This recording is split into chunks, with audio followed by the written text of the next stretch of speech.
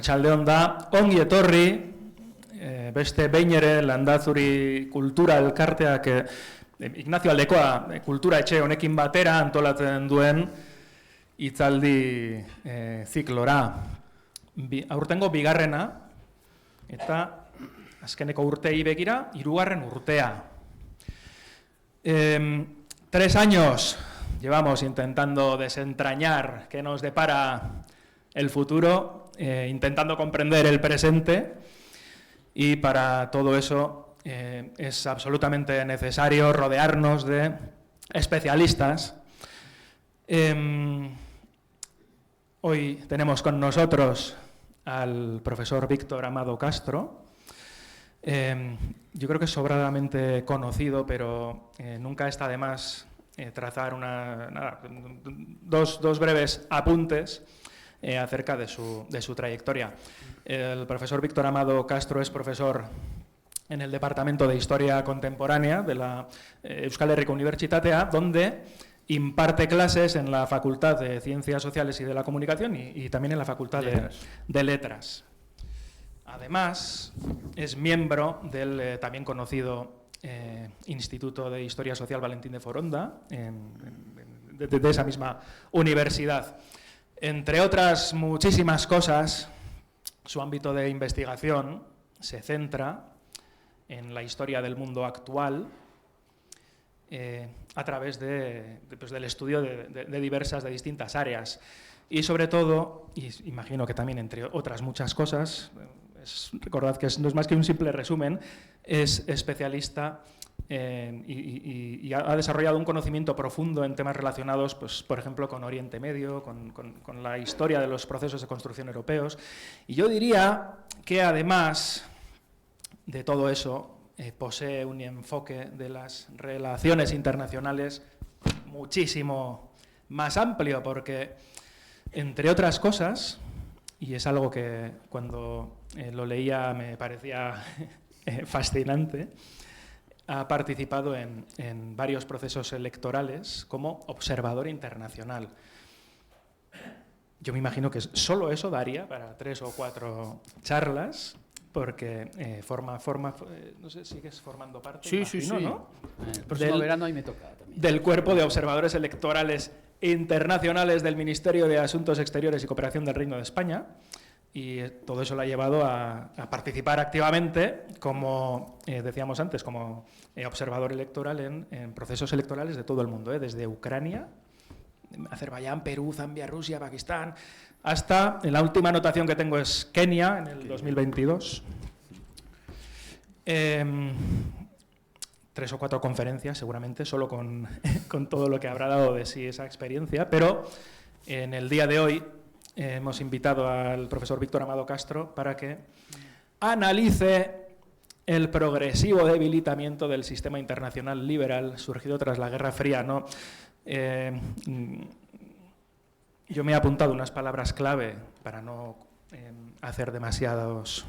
adelantarme demasiado al desarrollo de la conferencia. Palabras clave que yo creo que sirven para introducir el interés que tiene esta charla. Poder duro, autoritarismo, cambio, crisis, nos suenan. Seguridad, democracia y una frase que cuando la lees ya resulta inquietante, pero que cuando la pronuncias en voz alta todavía lo es más. El reajuste del orden mundial ante lo que parece ser que estamos viviendo ante esta transición histórica. Siempre es interesante vivir en un momento de transición histórica. Bueno, depende un poquito de dónde te toque vivir, ¿no? En qué lado y de qué manera, pero desde ese punto de vista quiero agradecer a Víctor su participación y os dejo con la conferencia titulada Un cambio de era, la caída del orden liberal en el mundo y auge del poder duro hacia un ajuste de cuentas. Esta es la segunda. Hay más, no recuerdo ahora las fechas exactas, pero si estáis un poco atentos, pues podréis seguir el ciclo de conferencias. Eskerrik asko. Víctor, gracias. Eskerrik asko.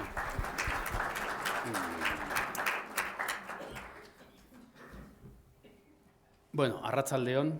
Lehenik eta behin eskerrak ematea Landazuriko elkarteari, gonbidapen ona egiteagatik. Niretzat beti plazer handia dela hemen egotea, normalean etortzen dut, astero. Eta gaur bereziki niretzat Landazurik elkarteak egindako ekitaldi batera etortzea gonbidapen bezala. Nik ez dakit pentsatzen dut dela lehenengo aldiz, baina bueno. Eta horrek ekartzen dit, edo ekartzen dizkit oso gorantziak ja zaharrak, baina naiz eta zaharrak izan oso gertu ere daudela, ezta? Orduan, bueno, horregatik da bikoiztuta plazer hori, izango nukeni bikoiztuta dela, eta horregatik espero dut egindako edo sortutako espektatibak edo itxaropenak betetzea. Decía en euskera que buenas tardes, también gracias al público por estar aquí, pero sobre todo a la sociedad Landazuri, me van a permitir que le dé las gracias por la invitación. Y decía en euskera que además, yo creo que es el primer acto que estoy en la sociedad Landazuri como invitado, y siempre me recuerda a la sociedad Landazuri, a la cual le tengo cariño. Y además creo que, y no estoy equivocado, esto no lo he dicho en euskera, pero lo digo en castellano porque me acabo de acordar, que la sociedad Landazuri, si no me equivoco, y no me equivoco, repito, nos galardonó hace unos años al Valentín de Foronda con su premio, ¿no? Por lo tanto, en fin, qué menos que venir era lo básico.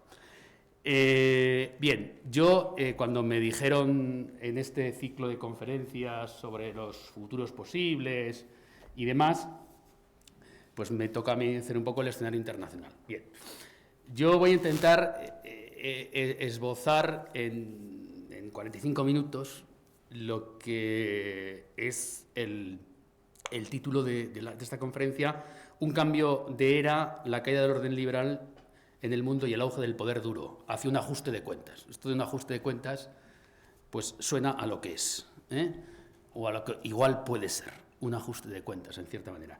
Ya les digo que mi posición, y si han venido aquí esperando una disertación complaciente, o de alguna manera diciendo que, bueno, es normal lo que pasa, bueno, un poco buenista, pues no lo es, porque no lo va a ser, porque mi posición tampoco es esa.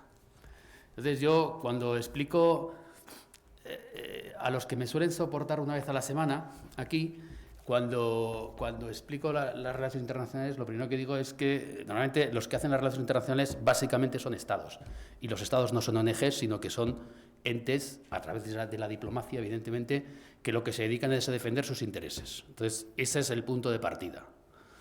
Entonces, luego hay conceptos como derechos humanos, paz y estas cuestiones, y estos conceptos que evidentemente están bien, hay que defenderlos, y además es bueno defenderlos y es rentable incluso defenderlos, podría decir, pero no siempre están por encima de los intereses de los estados.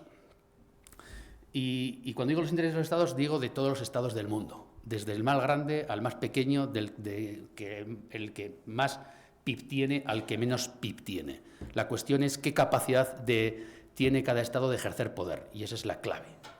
Y con eso ya empiezo a decir cosas. El poder. El poder puede ser de muchas maneras, es polifacético en el sentido de poliédrico también, es decir, hay muchas formas de poder. Aquel ente, aquel estado que consigue mantener un poder, digamos, a unos ciertos niveles en la gran mayoría de estas esferas, de este poliedro, es el que tiene mayor poder en el mundo. Lo cual no quiere decir que domine el mundo, o lo cual no quiere decir que incluso que ejerza liderazgo en el mundo. Una cosa es poder y otra cosa es liderazgo. A veces van unidos, a veces no, pero son así. Bien, lo primero que habría que decir en este caso es qué entendemos por orden internacional. No se ve mucho, pero bueno, en fin, yo siempre lo veo muy grande. Por orden internacional, porque siempre nuevos órdenes internacionales ha habido desde Westfalia, en el siglo XVIII hay un montón de ellos. Entonces, o cuando hablamos, lo primero es qué es orden internacional, cómo en relaciones internacionales, tanto en historia como en la ciencia de relaciones internacionales, se entiende la definición de orden mundial. Ni nuevo, ni viejo, ni más allá, sino orden mundial. El orden mundial es la arquitectura del sistema internacional, es una arquitectura. Y determina cómo se ejerce el poder, cómo se gestionan los conflictos y qué reglas le estructuran. Eso sería lo que llamamos orden internacional. Puede haber muchos órdenes internacionales, cada vez que se termina una época y nace otra, a esa nueva época se dice nuevo orden internacional. Además ya tiene un acrónimo, NOI en castellano, ¿no? Nuevo orden internacional. Bien, el concepto de orden internacional, por tanto, que es esa definición, esa arquitectura, va, digamos, pivota sobre tres elementos, que es cómo se distribuye el poder, qué normas e instituciones hay y qué patrones estables de comportamiento hay, o no estables. Realmente patrones suelen ser estables. Por lo tanto, arquitectura sería el orden, y esa arquitectura pivota sobre tres elementos que son distribución del poder, normas y patrones. Lo que muchas veces se suele escuchar incluso en la política española de la predictibilidad, es decir, la política exterior de un país tiene que ser predecible. Esa cuestión siempre sale una y otra vez a la palestra y en cierta manera, en cierta forma, eso da una cierta estabilidad al sistema internacional. En definitiva, la Guerra Fría, aquel periodo histórico que va del 45, si quieren, al 91, con la disolución de la URSS, lo que tuvo, claro, visto con perspectiva histórica, lo que tuvo es, al final, primero, se convirtió en un sistema, con sus patrones, con sus formas de hacer, y como sistema era muy predecible. Todo el mundo sabía dónde estaban las líneas rojas de cada uno y si las traspasaba, qué consecuencias podía tener. Con lo cual, esa predictibilidad hacía que el sistema fuera estable y dentro del sistema, de esa estabilidad del sistema, había luego tensiones, o la crisis de los misiles o otras de segundo orden, ¿vale? Pero conformó un sistema. No quiere decir que al principio del 45-48 se sentaran la URSS y los Estados Unidos y dijeran vamos a hacer la Guerra Fría. No, eso es un proceso histórico que va, digamos, desarrollándose, ¿no? Entonces, eso es orden internacional, poder, instituciones, patrones. El concepto de orden internacional se ha desarrollado mucho. Aquí pongo, para mí, los 4 autores más importantes, Bill, Meisheimer, Eichenberg y Nye, ¿no? Ellos dicen, pues, Bull dice, orden como normas que limitan la anarquía. Esto es importante. Meisheimer dice, orden como distribución del poder. Este es uno de los referentes del realismo, del poder. O sea, que no nos engañemos. Las relaciones internacionales van quien tiene el poder y lo demás es secundario. Yo, en el escenario que atisbamos ahora, yo creo las cosas que van por ahí. Matizado, pero van por ahí. Luego Eichenberg decía orden institucional. Eso lo hay. Y luego Nye, que también me gusta mucho, que son Meisheimer y Joseph Nye hoy en día, junto con Sachs, serían los 3 estudiosos de las relaciones internacionales que más están en boga. Y Nye es el típico, bueno, pues politólogo norteamericano de relaciones internacionales que cree mucho en un orden liberal, normativo y moral, vamos a decirlo así, ¿no? De hecho, uno de los últimos libros que tiene se titula Do the Morals Matters, ¿no? Es una cuestión moral y hace referencia a la política exterior de los Estados Unidos, ¿no? Entonces, él aboga por un orden basado en la legitimidad y en el poder blando, el soft power que se suele hablar a veces, ¿no? Yo creo que esto es, digamos, lo de Nye es un orden que estamos dejando e iríamos transitando más a las visiones de Meisheimer. Bien, el orden liberal, el cual cayó, o está cayendo, está bien porque no sé en dónde escuché un corte de una entrevista que le hicieron a Arturo Pérez Reverte, yo creo que era El Hormigón, algunos programas de estos, en el que decía que éramos unos privilegiados porque estamos asistiendo a la caída de un orden y posiblemente a la caída de una hegemonía, que es la hegemonía occidental. Posiblemente estamos en ese tránsito histórico, es decir, de cómo lo que Occidente fue ya no va a ser y nos enfrentamos a un escenario nuevo. Eso yo creo que yo tengo ya pocas dudas. Como historiador, que los historiadores solemos tener muchas dudas o somos muy reacios a ver cambios de era de tal magnitud, ¿no? Pero yo creo que sí, yo creo que, claro, lo hace en paralelo a la caída del Imperio Otomano, a la caída digamos, de los egipcios y tal, ¿no? Pero bueno, sí que yo creo que sí que estamos y lo estamos viendo, somos testigos de esa caída, ¿no?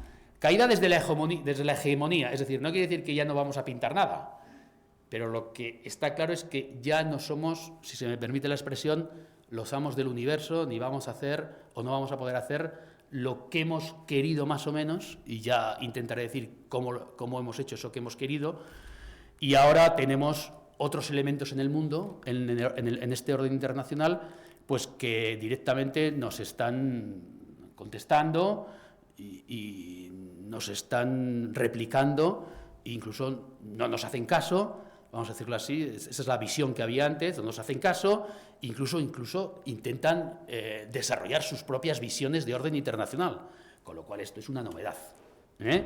Y entonces ahí estamos, lo que podríamos denominar Occidente, pues cayendo de ese top donde estábamos, donde controlábamos casi todo, a un sitio donde de repente vamos a ser uno más de un sistema que va a tener sus fracturas, sus elementos de colaboración y sus zonas grises entre la fractura y la colaboración.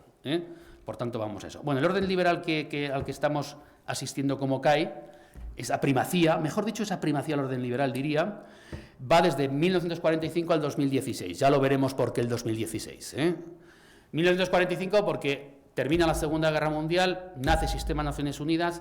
Con el Sistema de Naciones Unidas nace, digamos, un proceso de normativo de la sociedad internacional muy potente, que tenía su precedente fracasado en la Sociedad de Naciones, pero lo tenía de la época entre guerras, y en el 45 nace Naciones Unidas, y lo que se llama, y que tan boga está, el derecho internacional, por ejemplo, humanitario, que es uno de los elementos claves de este orden liberal. ¿Existía el derecho internacional anteriormente? Por supuesto. El humanitario, no. El humanitario nace después de la Segunda Guerra Mundial, tiene que ver con los juicios de Nuremberg, y a partir de ese se desarrolla un elemento fundamental, que es todo lo relacionado, entre otras muchas cosas, porque el derecho internacional humanitario va más allá. Venía del derecho de guerra, que era anterior, pero sobre todo la novedad del derecho internacional humanitario es esa convención para la prevención y castigar el delito de genocidio, y luego los crímenes de lesa humanidad o crímenes de guerra. Todos crímenes de guerra, lesa humanidad, genocidio, serían el compendio, vamos a decir, del derecho internacional humanitario, los tres elementos básicos. Y eso se desarrolla después de la Segunda Guerra Mundial. Repito, a excepción del derecho de guerra, que ya venía desde Solferino, desde el siglo XIX, pues ya desarrollándose, ¿no? Pero esto de distinción, proporcionalidad y diferenciación, que son los tres elementos básicos del derecho de guerra que se llama, pues esto se termina de cerrar en esta segunda mitad del siglo XX. Es un orden liberal, es decir, la concepción de las relaciones internacionales es una concepción liberal, democracia, sistemas económicos. Claro, lo que pasa es que en el 45, a partir del 45, se desarrolla una cosa que se llama la Guerra Fría, que se caracteriza por ser un orden bipolar, con dos elementos, vamos a decir, el sistema capitalista vinculado a Occidente, vamos a decirlo así, y luego el sistema socialista. Evidentemente, el orden liberal, digamos, se desarrollaba en aquella esfera del sistema bipolar donde había estados que lo asumían y que participaban de él y que eran los creadores, que era el mundo occidental, y vamos a decir aquel aliado a los Estados Unidos y a Europa occidental. Pero bueno, claro, el orden liberal tenía democracia. ¿Todos los países que estaban en el bloque occidental en la Guerra Fría eran democráticos? No, ni mucho menos, porque luego los parámetros de Guerra Fría y esa razón de Estado y de los intereses hicieron pues que estas potencias occidentales, en Latinoamérica, por ejemplo, si tenían que apoyar golpes de Estado para mantener ese principio de contención al avance, vamos a decir, comunista, pues no tenían ningún problema, no solo en apoyar, sino incluso en provocar golpes de Estado. Por lo tanto, también eso sería mantener. Pero en el cuestión de relaciones internacionales y sobre todo en Naciones Unidas, el marco es normativo, el marco es liberal, Estados, derechos humanos, en fin, importante. También libre comercio, instituciones de Bretton Woods, Fondo Monetario, Banco Mundial, GATT, que luego se convierte en la Ronda de Marruecos en OMC, Organización Mundial del Comercio, y, digamos, ese orden que es liberal, que es parte o el core de uno de los bloques de la Guerra Fría, del 45 al 91, digamos que en el 91, con la desaparición de la URSS y anteriormente con las revoluciones de Europa Central del Este, ese orden liberal se hace el único y es como ganador. Se hace una lectura ganadora. Es decir, al final, el gran alter ego de ese orden liberal, que era el sistema socialista, se derrumba, se cae, y aquello que dijo Francis Fukuyama de el fin de la historia, ¿no? Aquí se acabó la historia, aquí solo hay una cosa, el orden liberal, las democracias, la economía de mercado, y lo demás fueron intentos que salieron en vano. Por tanto, ese orden liberal del 45 al 91 es un orden que no ubica a todo el mundo, que no llega a todo el mundo, entendido por extensión, pero que a partir de 1991 sí que empieza, en cierta manera, a ser, digamos, cada vez más asumido por grandes partes del mundo. Y aquí entramos en lo que Samuel P. Huntington llama la tercera ola democratizadora, ¿no? Es decir, la primera ola iría desde 1828 a 1828 a la Primera Guerra Mundial, o 1920, y esa sería donde, a partir de la democracia norteamericana, todos los países del mundo, Latinoamérica, no lo he puesto en silencio, perdóneme, Latinoamérica y países de Europa se hacen democracias liberales. Luego la segunda fase de esa ola, la segunda ola democratizadora iría entre los años 45 y los años 60. Aquí habría, sobre todo, Asia y algunos lugares de África, antiguas colonias, se van haciendo independientes y se van democratizando. Y luego una tercera ola que va de los años 70 hasta el 91, 95, mejor dicho, hasta lo que es el final del apartheid en Sudáfrica, que aquí Samuel P. Huntington habla de el sur de Europa, sobre todo Grecia, España, Portugal, se hacen democráticos, toda Europa central y del este, y los últimos países en África, que sería el último, sería ya Sudáfrica con el final del apartheid. Por lo tanto, digamos, ese orden liberal a partir del 91 parece que es el único, y es lo que no hay que discutir. Y eso va generando pasar de un poder bipolar a un poder unipolar.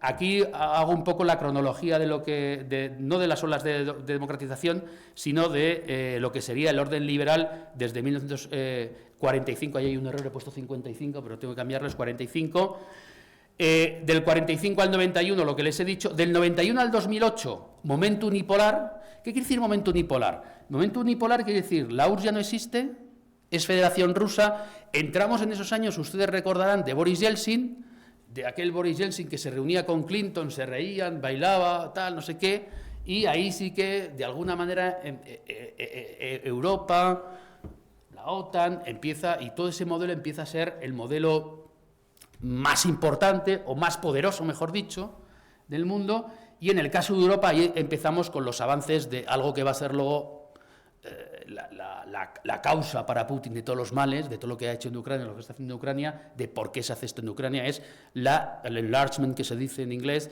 la expansión de la NATO, de la OTAN, hacia los países de Europa Central y del Este. Es en ese periodo del 91 al 2008.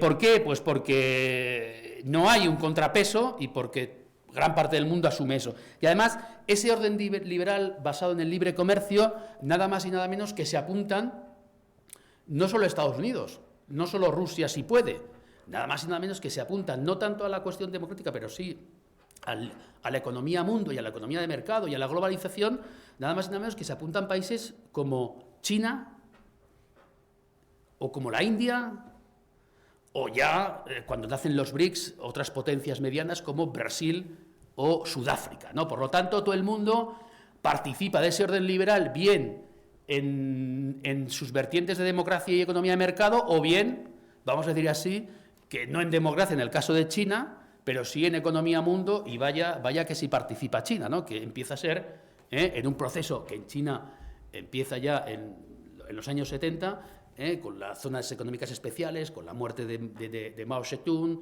y la llegada al poder de Deng Xiaoping, con las zonas económicas especiales, y luego ya con la llegada, ya va para 15 o más años, 15, casi para 20, tira ya Xi Jinping, pero aquí hay me ha gustado mucho esta viñeta, la que tiene aquí a la derecha, que no sé si la ven, que está ahí Joe Biden diciendo I'm morally right, yo tengo el poder el derecho de la moral, ¿no? Moralmente, ¿no? Porque de la ética. Estados Unidos siempre ha sido una potencia benévola, derechos, constitución, todo esto. Hay otro, el del medio, es Putin, aunque no está muy bien dibujado, que dice, I'm justified by history, ¿no? A mí me justifica la historia para hacer lo que hago, ¿no? Porque yo siempre he sido un imperio y tengo que seguir siéndolo. Y luego Xi Jinping aparece ahí diciendo, I'm entitled, ¿no? Yo estoy titulado, es decir, yo tengo derecho, oye, yo ya fui una potencia, me machacasteis, y ahí va el ajuste de cuentas seguramente en los acuerdos desiguales, pero ahora he venido para quedarme. Y posiblemente entre esos tres pivotes, pero sobre todo el de Putin y Rusia, mejor dicho, bajando y emergiendo China, ahí vemos a ese orden unipolar que se va digamos, desgastando, ¿no? En ese orden momento unipolar, Joseph Nye decía, en dos obras suyas, en 2004 y 2020, decía, combinar hard power, soft power. Aquí hay, soft power es poder blando, hard power es poder duro. ¿Qué es poder duro? Economía y, sobre todo, poder militar. ¿Qué sería poder blando? La convicción, por ejemplo, un poder blando es lo que se llama diplomacia pública, las universidades, el cine, la cultura, el Instituto Cervantes, todo esto, ¿no? Y, bueno, en cierta manera la Coca-Cola también, Es decir, todo esto es una especie que se llama poder blando, de convicción, la cultura que se va haciendo una cultura cada vez pues, más original en Estados Unidos y que se va haciendo universalizando, es decir, en fin, y una cosa de ese poder blando, pues lo tenemos aquí, aunque menos mal que estamos rescatando la tradición vasca en ese sentido, pero el Halloween está traído de esto, pero bueno, menos mal que nosotros hemos rescatado Gaguan la nuestra, ¿no? Pero bueno, eso sería un elemento del poder blando, ¿no? Entonces es hard power, soft power, ¿no? Soft power. Y entonces 2008-2016, el inicio de la erosión o de la ruptura del orden liberal. Aquí nosotros los historiadores siempre marcamos fechas, pero luego siempre es bastante algo discutible, ¿no? ¿Qué pasa a partir del 2008? Primero, el orden liberal quiebra en algo que quizás ya no nos acordamos tanto, pero que fue duro, que fue la crisis económica. Es decir, este orden internacional de Bretton Woods ha colapsado, hay que hacer otro. Yo me acuerdo de un discurso, creo que fue de Sarkozy, ¿no?, diciendo que había que reinventar el capitalismo, bueno, en fin, todas estas grandes frases que se dicen. La crisis de la deuda 2008 comienza en Estados Unidos, luego se traslada a Europa y luego en Europa se convierte, es cierto, ya en una crisis de deuda, una crisis del euro. Ahí hay pero ahí ya ese sistema quiebra y ahí emerge, en esa quiebra, porque claro, esa crisis no fue igual en todo el mundo, por ejemplo, Latinoamérica menos, sobre todo en Brasil, aunque luego a Brasil le tocó después del Mundial, pero uno de los países que más estabilidad dio en los momentos más duros de la crisis, sobre todo a ciertos países europeos, por ejemplo, comprando deuda, fue China.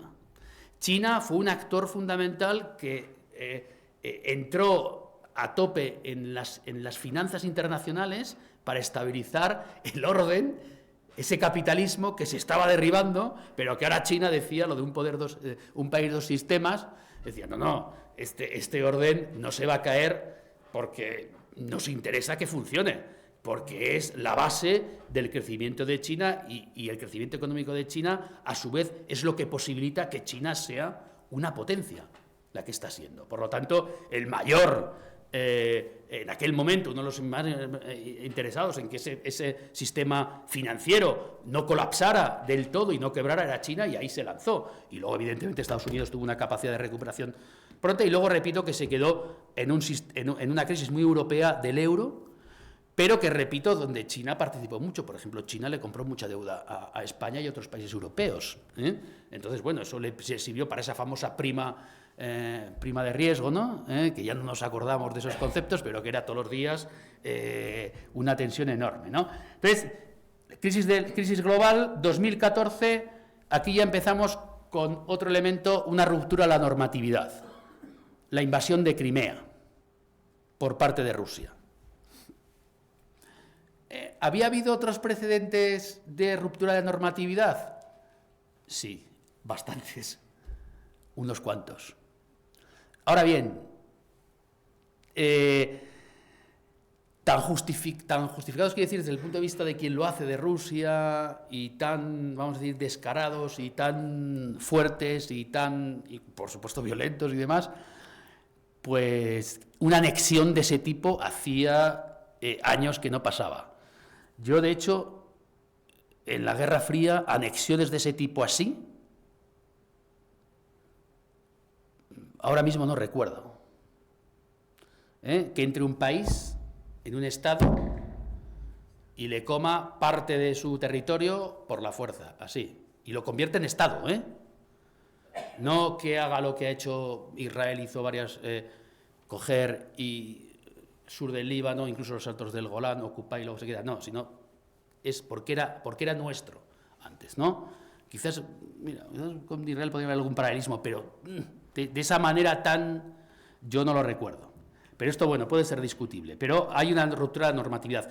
Ruptura de normatividad había habido antes, es decir, por ejemplo, los bombardeos de la OTAN sobre Yugoslavia en la época Milosevic, después de las guerras yugoslavas, pues cuando estaba además Solana en la OTAN, posiblemente desde el punto de vista del derecho internacional son cuando menos discutibles, cuando posiblemente no acordes con la legalidad internacional.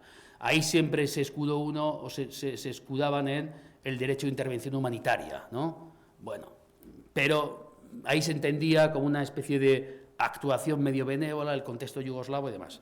Bueno, en cualquier caso, la anexión de Crimea por parte de Rusia, la Federación Rusa, es lo que ya hace esa ruptura. El 2015, ¿por qué lo pongo? Pues por dos cuestiones. Primero, por esa iniciativa de la Ruta de la Seda de China, es decir, China ya plantea recorridos y sistemas económicos más allá de China, liderados por China, y sobre todo con la puesta en marcha del AIIB, que se ve poquito ahí, que es Asian Infrastructure International Bank, que es el Banco Internacional de Infraestructuras Asiáticas. Es un banco que es como el Banco Europeo de Desarrollo, o como Banco Internacional de Desarrollo, pero que es para Asia, que tiene sede en China y que se encarga de todas las inversiones de infraestructuras de Asia. Casi nada. Y ahí se apuntan muchos países asiáticos, muchos países africanos y, por supuesto, muchos países europeos. Y China marca la norma de cómo, igual que está el Banco Europeo de Desarrollo, que es donde está Nadia Calviño, pues ese banco marca las pautas de la inversión en infraestructura en Asia. Y es dirigido y es liderado, mejor dicho, por China. Por tanto, ahí hay digamos, una especie de sistema Bretton Woods inicio alternativo, vamos a decirlo así, ¿no? Pero basado no nos engañemos, en la inversión, en la economía internacional y en la economía global, ¿no? Y luego en 2016 se juntan Brexit y victoria de Trump en las elecciones norteamericanas, donde ya tanto en el Brexit supone una ruptura de un elemento que fue muy determinante en el sistema internacional liberal de la posguerra fría, que fue ese proceso de construcción europea en torno a la CE, que luego fue UE, y la llegada de Trump ya diciendo, pues yendo hacia en su primer mandato no tan fuerte como ahora, pero yendo a una relectura del orden internacional, en principio, digamos, aislacionista, pero esto era un péndulo que en la política exterior norteamericana ha sido histórico, es decir, más presencia internacional, menos presencia internacional, pero ya apunta manera, sobre todo con el tema también de los aranceles, aunque en el primer mandato no fue como ahora, ¿no? Pero ya ahí se empiezan a ver que la crisis no está solo fuera del orden liberal, sino que la crisis empieza también a formar parte de los estados que han defendido y que son cuna del orden liberal. Es decir, lo que se llama iliberalismo, es decir, aquellas opciones políticas que dentro de estos estados, incluido Estados Unidos, el movimiento MAGA, pues ponen en tela de juicio todo, dicen que la ONU no vale para nada, por supuesto todo lo que tiene que ver ahora que se está celebrando la COP en Belém, en Brasil, todo el cambio climático, tierraplanistas, negacionistas, y sobre todo pensar o entender que el sistema internacional liberal no es rentable y además no va con ellos. Y esto que lo diga Estados Unidos, una administración norteamericana, que es quien, junto con Reino Unido y otros países, fundan Naciones Unidas, pues es una crisis en el sistema, en el corazón del propio sistema liberal. Por lo tanto, claro, esa es la falla que realmente, y esto tiene una consecuencia, le deja a Europa, ostras, el amo del orden liberal, el que lo diseña, vamos a decirlo así, el que ejerce la influencia, el que lo lidera, de repente reniega de él y encima nos dice a los países de Europa que, aunque sea de la OTAN, si les pasa algo, verá si ese principio de solidaridad, ese artículo 5 de la OTAN, verá a ver si lo cumple o no. Es decir, eso se cae. Y no solo pasa eso de Europa, sino que hay partidos en Estados Unidos, sino que hay partidos en la Unión Europea y en Europa que piensan en ese sentido y que no solo piensan en ese sentido, sino que encima van agrandando sus cotas de poder directos en cabezas de jefes de Estado y de Gobierno, o si no, con cada vez una mayor influencia en el discurso político y en la política de los países. Es decir, serían todas esas fuerzas, sobre todo de extrema derecha, de derecha extrema, y algunos, en ese sentido, algunos populismos de izquierdas, pero claro, lo debaten desde otra perspectiva, ¿vale?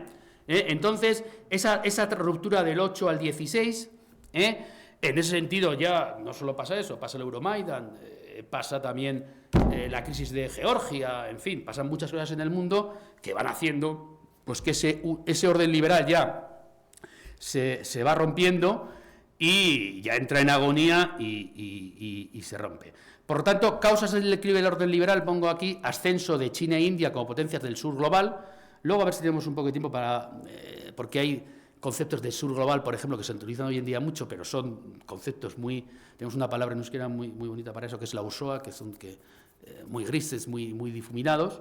La crisis de las democracias liberales, el fracaso del multilateralismo, aquí la ONU pues no consigue, digamos a veces no llega, y revolución tecnológica y competencia digital, es decir, todo el tema de las guerras híbridas, la IA, esa capacidad de intervenir en las elecciones por parte de piratas de terceros países, en fin, todo eso hace que ese orden liberal del 45 sea obsoleto, viejo, y encima, como decía antes, está siendo contestado por parte de aquellos que lo fundaron, ¿no? De un mundo unipolar, ese mundo unipolar que decía es el que va desde el final de la Guerra Fría hasta el 2016, que es orden liberal, pero liderado prácticamente únicamente por los Estados Unidos. Entonces, de ese mundo unipolar pasamos a un mundo multipolar, y aquí es donde ya el Occidente no tiene el monopolio, emergen no solo países, sino estructuras que contestan, que son alternativas al orden occidental establecido, como es el BRICS, la ASEAN o la Organización para la Cooperación de Shanghái, lideradas casi todas por China, y la desoccidentalización de las relaciones internacionales y competencia ideológica, democracia versus autoritarismo tecnocrático o competitividad autoritaria, que se habla también. Yo creo que hay un momento clave también en el orden internacional nuevo, que es 4 de febrero, si no me equivoco, del 2022, 20 días antes del inicio de la guerra de Ucrania. Ese acuerdo, creo que era en el contexto de los Juegos Olímpicos de Invierno celebrados en China, donde Xi Jinping y Putin, yo les invito a que lean ese documento, que abogan por el nuevo orden internacional. Es toda una declaración de intenciones de lo que quieren. Por lo tanto, aquí ya se plantea una alternativa a lo occidental, incluso a la normatividad occidental. Habla de derechos humanos, habla de democracias, habla de todo, no deja de tocar un punto, es un documento corto, pero va a todo. Y, en definitiva, y aquí hago yo un análisis, digamos, de parte, es opinativo, quiero decir, es sí derechos humanos, sí democracia, sí a todo, sí no orden internacional, pero como nosotros queramos. Claro, y nosotros le podemos contestar, Occidente, ¿cómo que como vosotros queráis? Y ellos contestan, es que ya no va a ser como tú querías que fuera, o como ha sido, o como tú has querido que haya sido, sino ahora vas a tener una competencia, porque va a haber otro polo en el mundo que va a plantear con tus mismos elementos, al menos de manera formal, porque luego la realidad es otra, vamos a proponer, con tus mismos conceptos de derechos humanos, democracia, respeto a la ley, otro orden. Los derechos humanos, bueno, sí, y dice así el documento, sí, pero hay que interpretarlos en los contextos culturales de cada Estado. Claro, eso ya empezamos ahí, ¿no? 4 de febrero de 2022, hay que respetar la soberanía nacional, las fronteras, Eso lo dice China, con Tíbet, Nepal y demás, y lo dice Putin días antes de entrar en Ucrania a tope, ¿no? Claro. Entonces, esa es otra que dicen.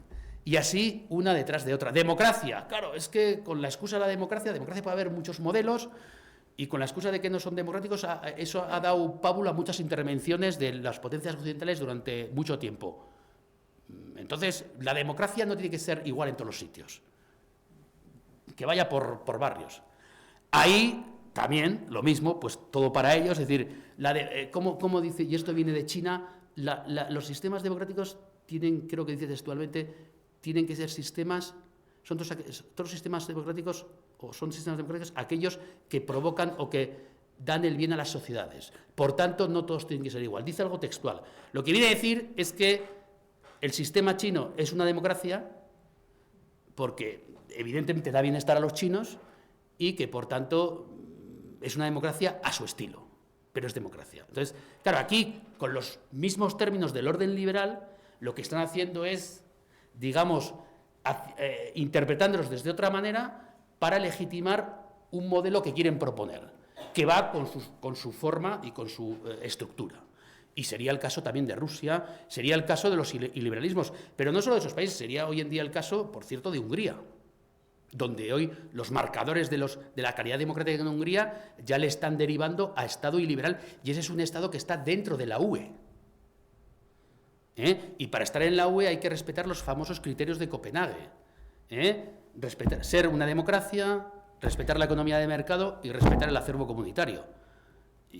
Hungría está en una deriva bastante preocupante. Por tanto, esa joint que hicieron Rusia y China liderando todo esto, yo creo que es fundamental. Es un texto, yo creo que básico, para saber que el orden liberal, digo caída porque no ha desaparecido, pero ya no es mayoritario. Y no es universalizado ya, sino que hay, digamos, una propuesta alternativa. Aquí, por ejemplo, esto es una pequeña gráfica de Global Cloud, claves de los BRICS, ¿no? De este conjunto de países que hace poco se han multiplicado ya casi a 20. El BRICS es un acrónimo de Brasil, Rusia, India, China y Sudáfrica, luego que se añade, pero ahora en día están Arabia Saudí, Egipto, varios más, 20 o 20 y tantos, los BRICS más. Pues son, ahí ven, más del 30% del Producto Interior Bruto, del 24%, el 45% de población mundial en el 2024, la producción de petróleo en el 2023 pues ronda el 30% de los BRICS, y la exportación de productos en el 2023, aquí andan más flojos, el 20%, 20 y tantos. Por lo tanto, pero estamos hablando de todos esos conjuntos de países, que luego habrá que ver si ese conjunto de países tienen realmente para todo intereses comunes, que no tanto, ¿no? Que esa es otra cuestión. Los escenarios geopolíticos claves, estos escenarios que digo ahora ya no son los síntomas de la evidencia, es decir, los síntomas de la enfermedad ya, o de la enfermedad o los síntomas de la nueva situación. Para algunos puede ser enfermedad, igual para otros no. Ucrania claramente, 2022, poder duro. Gaza, aquí se junta no normatividad, poder duro, todo lo que queráis. Pero esto ya no es la transición, no, esto es la nueva era ya. Si realmente los historiadores e historiadoras nos ponemos un día de acuerdo en que el orden liberal del 45 termina en el 2016, y a partir del 2016 hay otro, los primeros síntomas de ese nuevo orden serían estos, en lo que se llama la geopolítica. Asia-Pacífico, tensión China-Estados Unidos, eso viene de lejos, y reconfiguración del sur global. Este sería un elemento nuevo. ¿El sur global qué es? Bueno, el sur global hay mucha discusión sobre cómo definir aquello. Porque evidentemente ya no son, no es que quiere decir, el sur global no es aquellos estados que están en el meridiano sur. No, es un concepto que tiene que ver con la época de colonización. Pero evidentemente hoy en día son aquellos que no conformaron lo que se llamó el bloque occidental. Y ese sur global, que hay un gran conjunto de países que vienen de todos los procesos de descolonización, incluidos los de Latinoamérica, se han añadido para liderarlo Rusia y sobre todo China. Entonces hay una especie de totum revolutum entre el sur global y estos BRICS que decía, como una especie de modelo alternativo a lo occidental, al occidentalismo. Esto planteado así queda muy chulo, pero hace aguas por todos los sitios en el sentido de que, bueno, lo de los BRICS y el sur global, pues hay muchos intereses. Es decir, es cierto que ahora mismo las relaciones entre la India y China se han destensionado, pero no nos engañemos, son las dos potencias de Asia y ahí hay mucha tela que cortar. Brasil, en fin, pues tiene sus ratos, depende aquí, buenos o menos buenos, ¿no? Pero en cualquier caso, digamos, es importante y en el caso de Ucrania, por ejemplo, es importante ver cómo lo que para nosotros, y esto lo suelo decir muchas veces a la gente que me escucha en clase o aquí, es que cuando hablamos de la invasión de Ucrania, a veces igual la gente da por sentado que hay un consenso internacional global de que lo que ha hecho Rusia está mal. Bueno, acorde con el derecho internacional, lo que ha hecho Rusia está mal. Eso no hay discusión.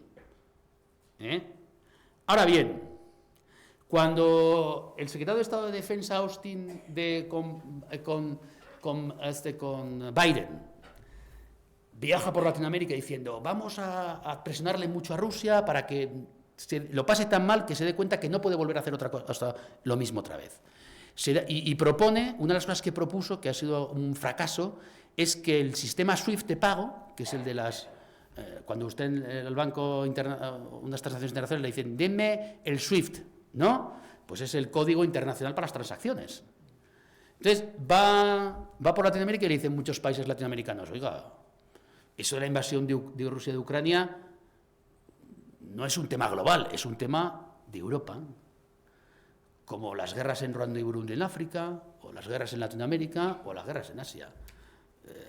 Nosotros ahí, muchos países latinoamericanos le dicen a Austin, nosotros no nos vamos a meter ahí, ni con nosotros nos vamos a mantener una especie de equidistancia, y es más, vamos a proponer soluciones en base al diálogo. O sea, no quieran hacer, o mejor dicho, ahí nos dimos cuenta de que lo que pasaba en Europa, en el corazón de Europa, que igual en plena Guerra Fría o después de la Guerra Fría hubiera sido entendido como un problema global, hoy en día es entendido, nosotros lo vemos como casi como un problema global, pero en el resto del mundo lo ven como un problema regional. Entonces ahí nos damos cuenta de que nosotros somos una parte más de un todo. Y más debilitada después de cuando llega el segundo mandato de Trump, que es cuando ya Trump, digamos, ya bandea con el tema Ucrania, y luego Trump, evidentemente, cuando llega, ya se termina. Trump, el segundo mandato de Trump, y este es otro síntoma de la caída del orden liberal, se carga todos los principios liberales, o se está cargando todos los principios liberales del comercio internacional. Es más, da la paradoja de que hoy en día el mayor valedor del sistema normativo liberal económico se puede decir casi que es China. Y no los Estados Unidos con los aranceles y con esa forma de negociar. Romper la normatividad, ¿qué es? Decirle a una negociación, o haces lo que yo quiero o te pongo el 30% aranceles. Eso es romper la normatividad. Eso es la ley del más fuerte. Veremos a ver qué ganancias tiene en el corto plazo, en el medio y en el largo. Cuando las cosas se han hecho así, en el medio y en el largo plazo las cosas no han salido bien. Pero bueno, eso es lo que hay ahora. Y, claro, ahí tienes unas dinámicas de contestación. Poder duro, ¿qué es? Vamos a otro síntoma, caso de Gaza. Los 20 puntos estos. Es que Estados Unidos y los Estados árabes le dicen a Hamas, o tomas las lentejas o se abrirán las puertas del infierno.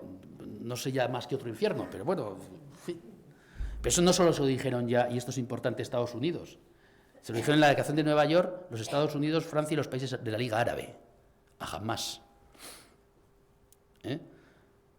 Claro, es cierto que igual con Hamas es un ejemplo que sirve para romper la normatividad, pero con Hamas, en fin, ponerle al nivel de negociación es bastante discutible. Pero en cualquier caso, es decir, tenemos la fuerza y te llevamos a la... Una cosa es llevar a la mesa de negociación, digamos, presionando, y otra cosa es decir, o negocias o te machaco. Repito, es cierto que seguramente es un ejemplo seguramente discutible el de Gaza, porque evidentemente ahí se parte de otra situación. Pero bueno, creo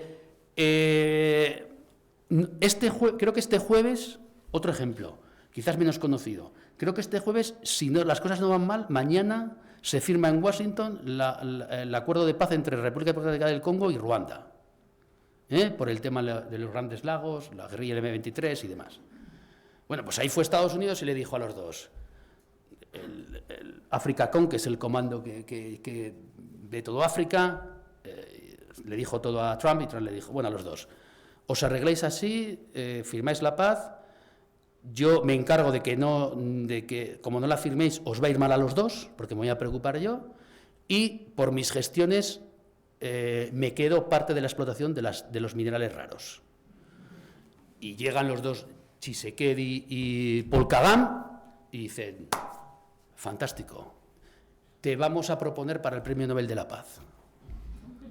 Y esas son decisiones que toman los dirigentes africanos, Paul Kagame y Tshisekedi, en República Democrática del Congo. No se dice nada del Frente Democrático de Liberación, del M23, perdón. La mediación en Ucrania también coge Trump y dice, te voy a dar, no te voy a dar, te voy a vender más armamento, no, pero de momento ya ha firmado un acuerdo con Zelensky para ir a medias en la explotación de las tierras raras.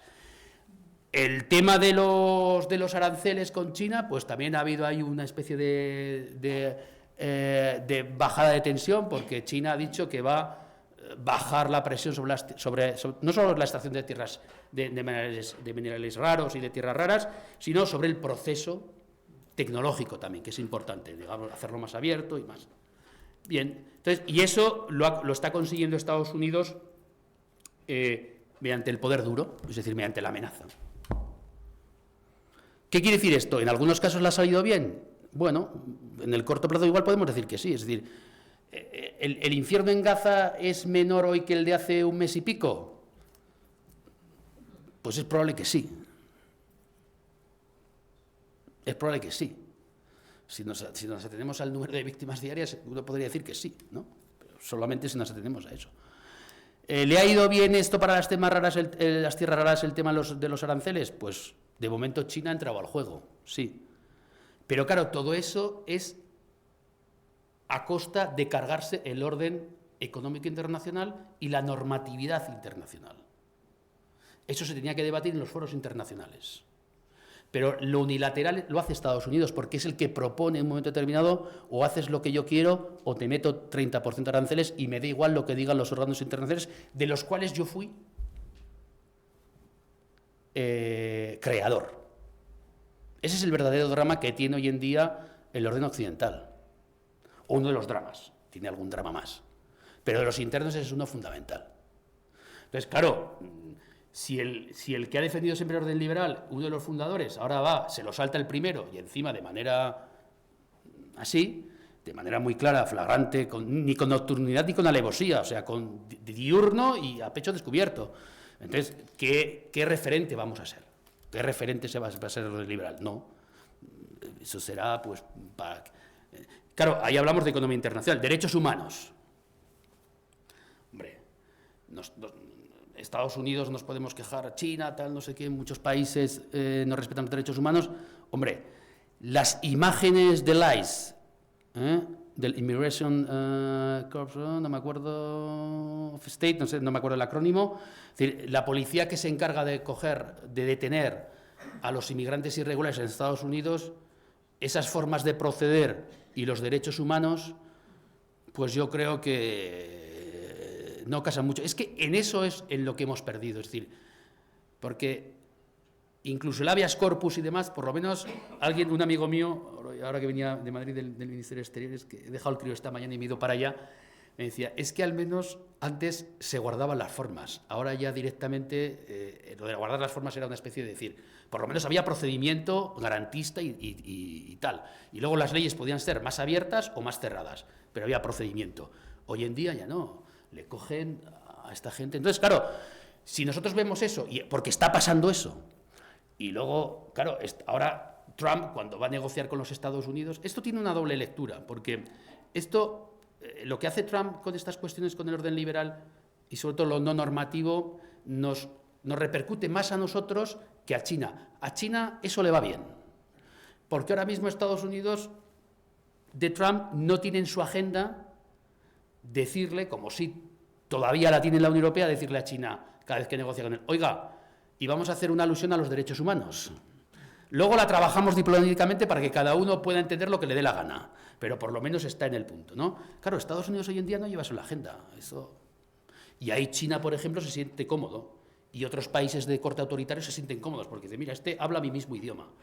Dinero, intereses. Entonces, ese poder, esa caída del orden liberal y ese poder duro del que hablábamos, y esto es importante que tengan que nos lo quedemos, no solo es una forma de actuar achacable a Rusia, China, Estados Unidos o algunas potencias occidentales, por ejemplo, ahora el caso de, creo que es Senegal con Qatar, sí, el apoyo de Francia, pero esto le viene bien a muchos estados que tienen democracias o autoritarismos competitivos, es decir, muchos estados en el mundo que hacen elecciones, pero que esas elecciones distan mucho de ser plurales y en igualdad de condiciones.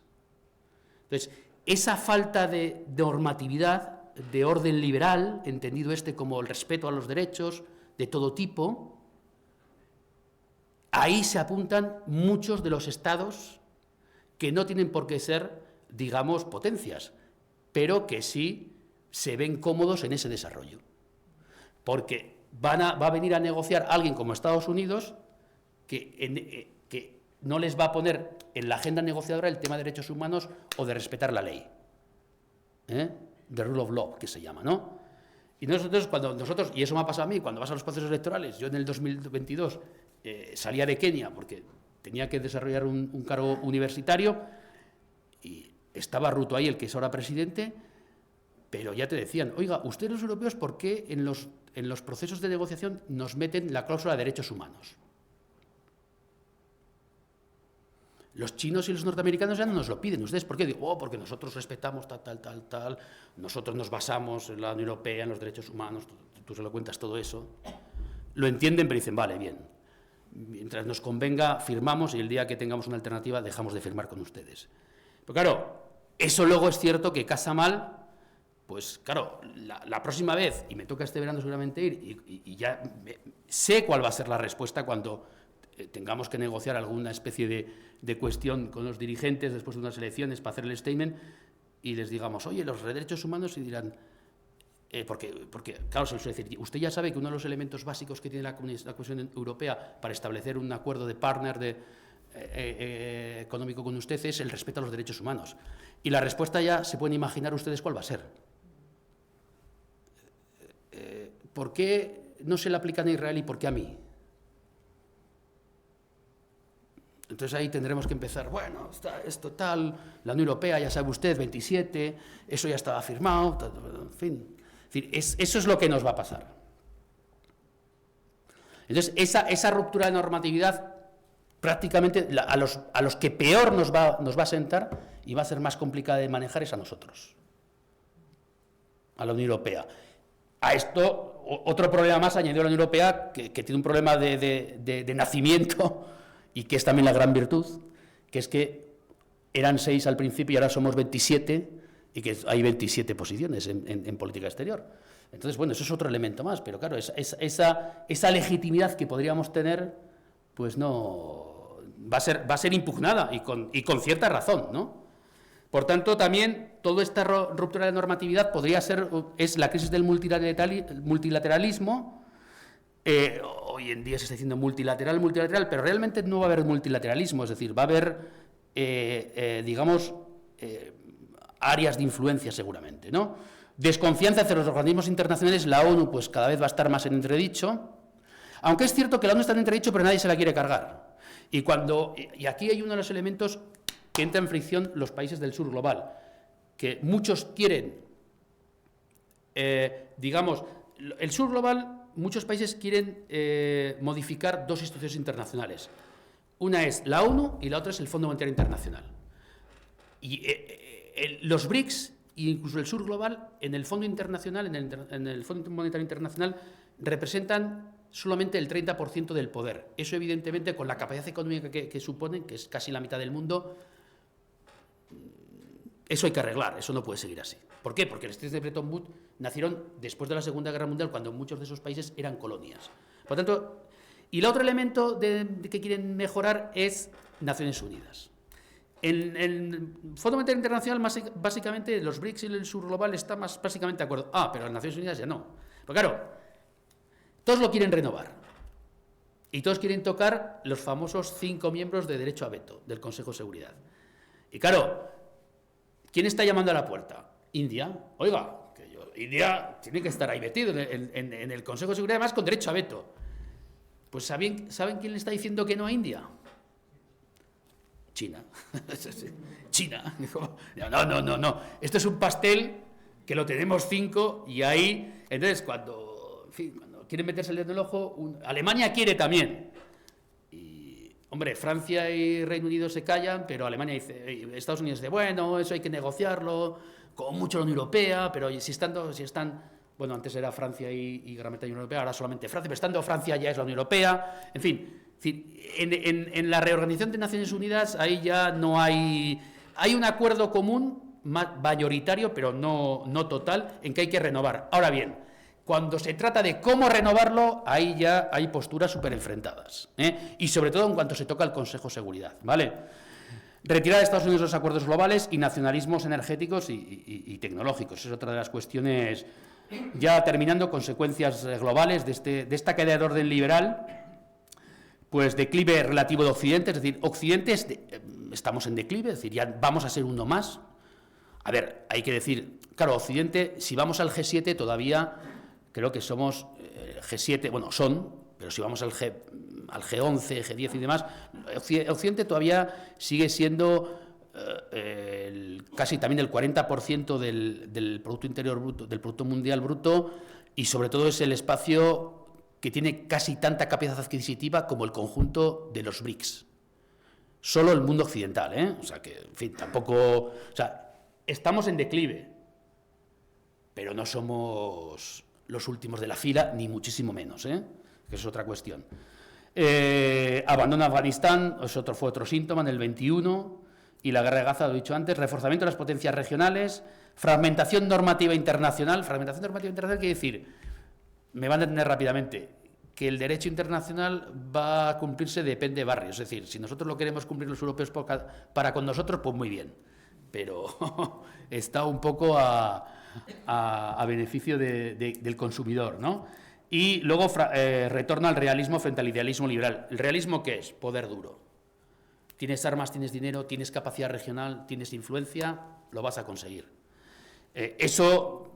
Bueno, pues aquí pongo una especie de esquema que pueda haber lugares de competencia con los BRICS, cooperación selectiva aquí a la derecha y luego enfrentamientos, es decir, África, América Latina, Sudeste Asiático, el mundo árabe es el sur global, pero con estrategias muchas veces enfrentadas. Los BRICS, lo mismo. Y luego Occidente, pues evidentemente hoy en día Estados Unidos y la Unión Europea, por decir Occidente, y Australia y Japón, pero sobre todo Estados Unidos y la Unión Europea, no estamos en una luna de miel, precisamente. Entonces, claro, esto es un elemento que nos debilita. bueno, esto es más una teoría de las áreas de influencia. O sea, ¿hacia dónde y cuál va a ser el ajuste de cuentas? Y ya termino con esto. Yo creo que vamos, aquí estoy con Mersheimer, que dice la teoría de las áreas de influencia. Es decir, vamos a un elemento en el que sí que va a haber... por eso Trump entiende a Putin, porque Putin le vende área de influencia y Trump dice, es normal que la tengas, porque yo tengo que querer la mía. Y China entiende ese lenguaje también. Y la India lo entiende y Sudáfrica, que hablamos poco de África y de Sudáfrica, pero Sudáfrica vaya si lo entiende. Porque no nos engañemos, Sudáfrica está aplicando la doctrina Monroe a lo africano. Monroe fue un presidente de Estados Unidos de 1885, creo que fue, que dijo América para los americanos. Y aquí conviene matizar. Cuando dice Monroe América, habla de todo el continente. Y cuando dice para los americanos, no dice para todos los americanos del continente. Para los americanos, quiere decir, para los de Norteamérica. Pues Sudáfrica, con África, está haciendo África para los entre comillas, africanos. Porque es el gran muñidor de muchas de las cosas que están sucediendo, incluido Sudán. En Sudán también hay otras fuerzas. Pero estas cosas de las áreas de influencia van bien. Eso rompe la normatividad. Y eso hace que los demás tengamos que ir arrastrándonos por ahí a incluso ejercer unas zonas de influencia también. Es decir, esa ruptura de normatividad y si prescribe esas áreas de influencia, pues nos va a suponer que Europa tenga que adecuarse desde mi punto de vista a esas áreas de influencia. Aquí, a día de hoy, y yo quiero ser muy claro, a día de hoy Europa por sí sola no es capaz de mantener un orden liberal que sea influyente. Lo podemos mantener para nosotros mismos y poquito más. Y aquí ha sido clave la nueva postura de Estados Unidos de Trump. Europa, Estados Unidos y el resto de los países que se apuntan al occidental, que son los típicos Japón, Nueva Zelanda, Australia y pocos de Asia, ahí sí que se puede hacer mucha más influencia. Pero si el gran hacedor del orden liberal, que es Estados Unidos, se retira de él, queda Europa, y Europa pues por barrios. Entonces, ese es el problema. Entonces, en áreas de influencia, lo que ya no le gusta más a Trump, y ahí es donde va a haber los enfrentamientos, es el orden económico internacional. A Trump el de globalización no le gusta. Y ahí va a estar en competencia con China, pero va a ir de la mano con seguramente líderes europeos que piensan que lo de la globalización es malo, por muchas cuestiones, la económica también. Luego está pues el wokismo, este tipo de cosas que se asocian a la globalización. Entonces, en la globalización económica, China se apunta a lo del liberal, pero Estados Unidos no. Tiene algunos amigos en Europa, pocos amigos fuera de Europa, pero alguno también que le cae. Por ejemplo, Milley y Trump en ese sentido no comulgan. ¿En qué comulgan? En lo iliberal, es decir, vamos a hacer frente a la guerra cultural esta famosa de la izquierda, al wokismo y estas cosas. Por lo tanto, para que vean que la cosa puede haber áreas de influencia en el ámbito de la geopolítica defensiva y de los intereses estratégicos, pero luego puede haber muchos cambios de cromos y alianzas diversas en otros sistemas o en otras cuestiones. ¿Vale? Esto sería también una proposición de orden internacional que la podemos hablar. Y luego, en fin, lo he puesto así con un rayo, pero, en fin, tampoco era... Por tanto, la caída del orden liberal no debe entenderse como un colapso repentino, sino como una transición prolongada hacia un sistema internacional más disperso y plural. Esto sí que es cierto. Esto es claramente, va a ser mucho más plural. Y su crisis combina tres dimensiones, que era lo que intento explicar. Una moral y social, que esa la identifica Sachs. Hemos sido desobrados, para que nos entiendan. Hemos ejercido, con eso de la normatividad, derechos humanos y democracia, ha habido veces que nos hemos pasado bastante. Una dimensión geopolítica estratégica, aquí Mersheimer, la que señala, que explica la resistencia de las potencias emergentes frente a la hegemonía liberal. Es decir, ha habido potencias emergentes que dicen, hasta aquí han llegado ustedes. Y si quieren pasar por aquí, o pasan conmigo, negociando conmigo, o contra mí.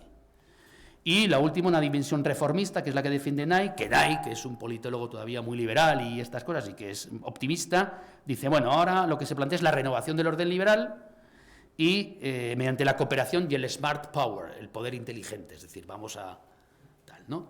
Bueno, en fin, el reto del siglo XXI no es destruir el orden liberal, sino, desde mi punto de vista, redefinirlo.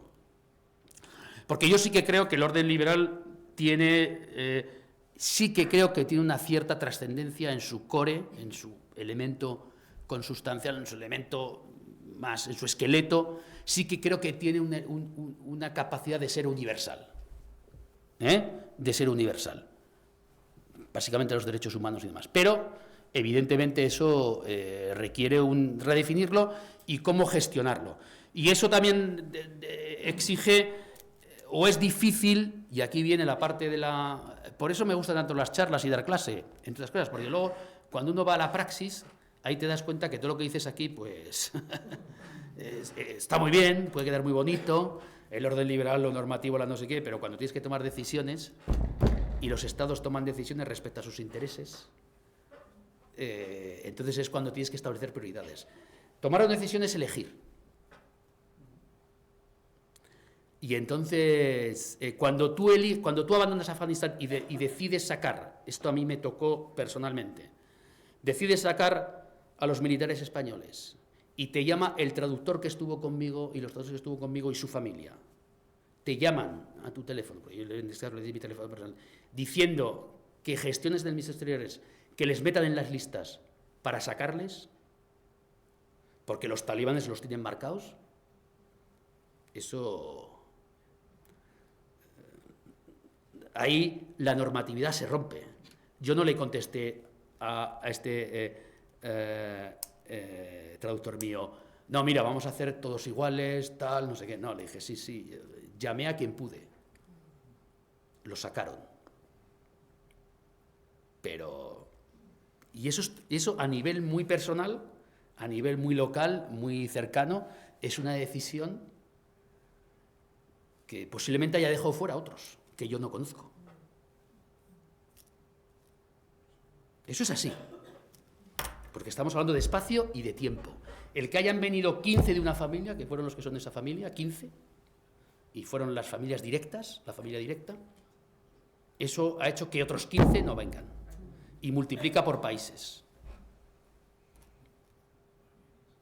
Solo eso ya o cuando das un statement y vas a un lugar, como estuve yo también en Afganistán, pero en otras elecciones en África o en otros lugares, o en Argelia o otros lugares, dices, bueno, ¿qué decimos? ¿Que no han valido para nada estas elecciones y nos cargamos todo? ¿O le decimos que hay que mejorar, improvement, pero que las damos para nada? Bueno, luego, al final decide Bruselas, Nosotros mandamos un informe, pero ese informe nosotros le tenemos que dar una orientación.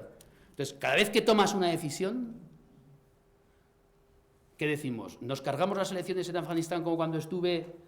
Porque evidentemente aquello era, en fin, era francamente mejorable. Bueno, ¿qué dijimos? Al final, el statement, ¿qué fue? En la coyuntura y las condicionantes y con el environment que había y demás, se puede decir que el proceso es aceptable respecto a los estándares internacionales en el contexto afgano. Lenguaje diplomático, es decir, vale, muy bien, pues ya está. Pero ¿qué voy a decir? No, mira, lo han hecho mal, nada, una guerra civil igual, los talibanes lo aprovechan, al final terminaron yendo los talibanes porque los talibanes han demostrado una cosa en Afganistán, desgraciadamente. Son, a día de hoy y en la segunda mitad del siglo XX, los únicos que han dotado de estabilidad a Afganistán.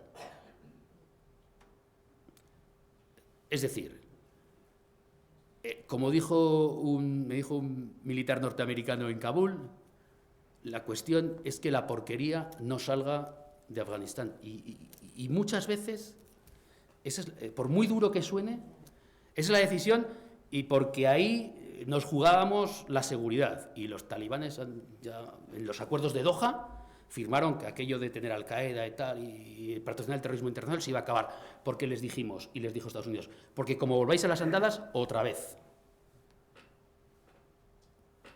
Y entonces, es cierto que ese problema a día de hoy es menor respecto a la seguridad internacional y a la seguridad nuestra, Esto implica nuestra seguridad.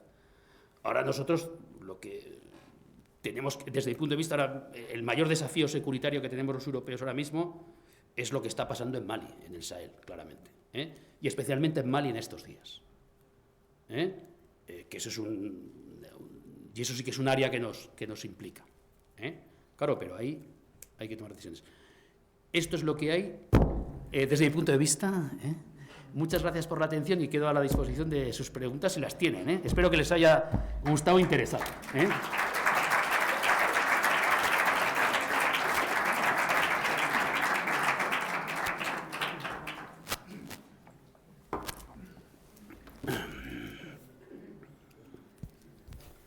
Eskerrik asko, Víctor. Muchas gracias. Turno de preguntas. Basta con que levantéis la mano y voy pasando. Hacemos, pues me imagino que habrá bastantes preguntas. Intentamos ser breves para que Víctor pueda contestarlas. Y en cualquier caso, si queréis generar un poquitito de debate o comentar cualquier cosita, podéis hacerlo. Hola, profesor. Mil gracias por algo claro, conciso, enriquecedor. Los seres humanos nos adaptamos muy bien al confort y hemos tenido unas decenas de años atrás muy a gustito en nuestro marco europeo, en nuestro marco occidental. Hemos vivido a gusto, hemos vivido muy bien y has explicado que esto está rolando, se nos está escurriendo por entre los dedos. Me gustaría saber, algo de luz, arrojar algo de luz sobre qué va a pasar a partir de ahora. Es decir, algo de perspectiva, algo de visión de futuro de nuestro marco, el marco europeo más que el español, que es demasiado concreto. ¿Qué va a pasar en un mundo multipolar, como bien has dicho, ya un unipolar, en el que el hard power es el que demanda, el que tiene la fuerza, el que marca conductas y genera ánimos? ¿Qué tenemos que hacer en Europa? Porque entiendo además, como bien has dicho, que esto es una evolución que asumimos, yo asumo por lo menos, no miro hacia atrás, hacia el imperio ni cosas raras. Esto es lo que tenemos y por dónde va a ir nuestra evolución en el futuro, qué tenemos que hacer para que en este nuevo contexto multipolar y de poder duro inscribirnos en las nuevas circunstancias. Bueno, muchas gracias. Yo aquí me voy a poner, ahora en esta contestación, no sé si en las siguientes también, pero es muy probable, me voy a poner como si fuera alguien que tiene que tomar decisiones, no tanto como teórico, porque yo soy historiador. Y siempre cuento lo mismo. Una vez que me preguntaron sobre el futuro en las Primarias Árabes, que yo estaba en Egipto, y me preguntan en la radio aquí, ¿va a caer Mubarak? No, hombre, Mubarak, creo que lo contamos una vez a los que me habéis escuchado. Mubarak es un aliado fundamental de Estados Unidos, bueno, pues Mubarak cayó, con lo cual, para predecir el futuro voy mal. Pero bueno, yo lo que sí que creo, y aquí hablo desde la franqueza, porque si hablara de una contestación teórica y dijera, pues promover el orden liberal, derechos humanos, ir por ahí, ya, sí, pero ¿cómo se va por ahí con eso, no? Bueno, mi respuesta a tu pregunta es, ahora mismo, y yo soy consciente de eso, ahora mismo yo creo que la única salida que tenemos en Europa para gestionar nuestro futuro es más Europa, pero no porque nos queramos más, sino porque no posiblemente sea el mejor de los remedios o el menos malo. Más Europa, y más Europa, desgraciadamente, desde mi punto de vista, y esto puede ser muy discutible, pasa porque nos vamos a tener que apuntar un poco a ese principio del poder duro.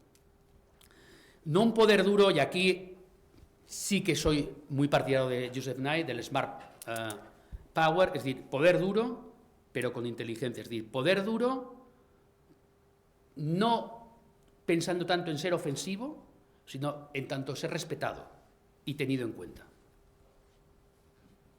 Y esa es la cuadratura casi del círculo que hay que eso, cuando hablas de Europa y de 27 estados, casi decir es un imposible.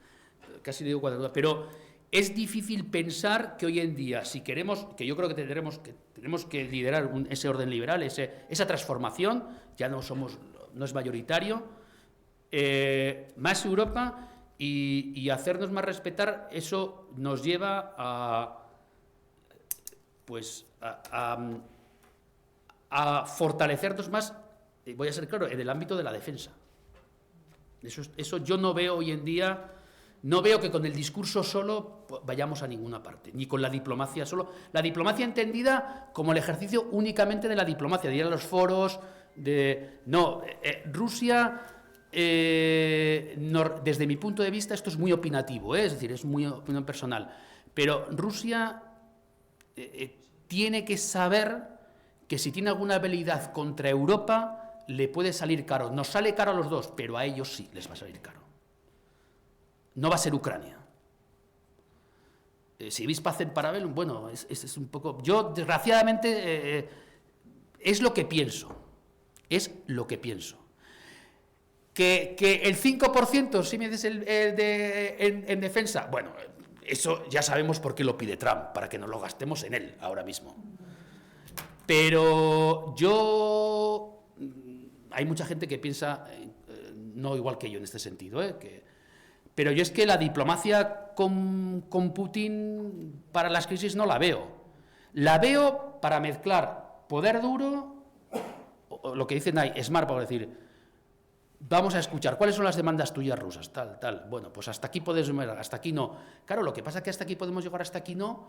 También luego hay que contar con los derechos y la soberanía de los terceros estados. ¿Qué vamos a decir? Ucrania, no eres de la OTAN.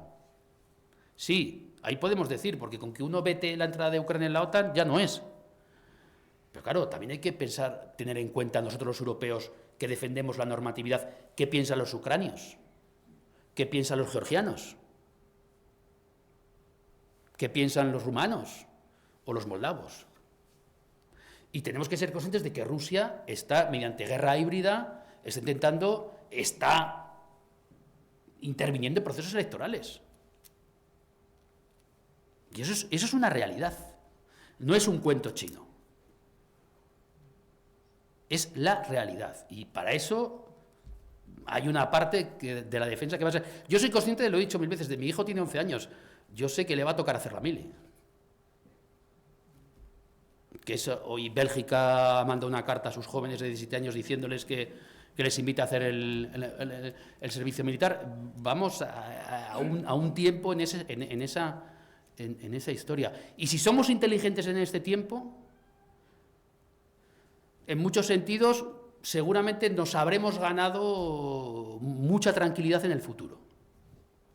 Pero yo veo por ahí, es orden liberal, pero el orden liberal también tenía el aspecto de defensa. Y ese hay que reconocerlo, que Europa en ese sentido lo hemos subcontratado a Estados Unidos. Y Estados Unidos, pues ahora, unas veces será muy amigo, siempre va a ser medio amigo o amigo, pero unas veces lo va a ser mucho y otras veces menos. Y ahora estamos en el menos. Después de Trump no sabemos lo que va a pasar, pero por si acaso no podemos depender de Estados Unidos. Y cuando digo smart power y poder duro, no hacemos mucho, y aquí voy a ser muy claro también, no hacemos mucho si nosotros invertimos en defensa, y hacemos, y digamos, para ese orden liberal nuestro, para esa credibilidad y respetabilidad, desarrollamos una cierta capacidad disuasoria. Si luego, por ejemplo, algún país de la Unión Europea subcontrata una parte sensible relacionada con la información, de la gestión de la información, a un país como China.